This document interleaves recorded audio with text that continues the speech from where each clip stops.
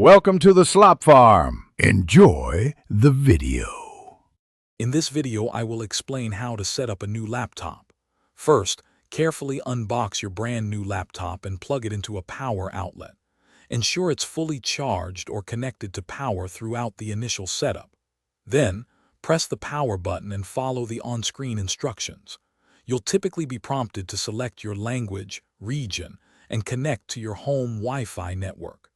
This usually takes about 5 to 10 minutes to complete.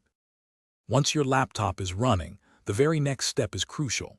Install all available operating system updates. This ensures you have the latest features, and more importantly, the most recent security patches. Next, create a strong, unique password or set up biometric authentication like a fingerprint reader or facial recognition.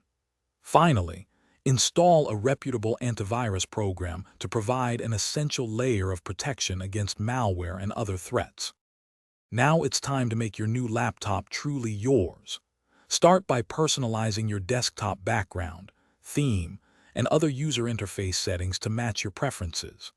Then, install your go-to applications, such as your preferred web browser, a productivity suite like Microsoft Office or Google Workspace, and any other software you use daily.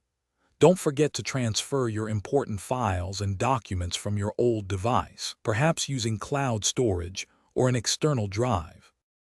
To keep your laptop running smoothly for years, establish a robust backup strategy. Set up an automatic cloud backup service or use an external hard drive to regularly save your important files.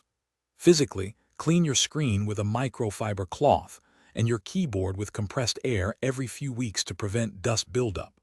Also, perform software maintenance, like disk cleanup and temporary file removal, every 3 to 4 months for optimal performance. Thanks for watching. Consider subscribing if we helped you today.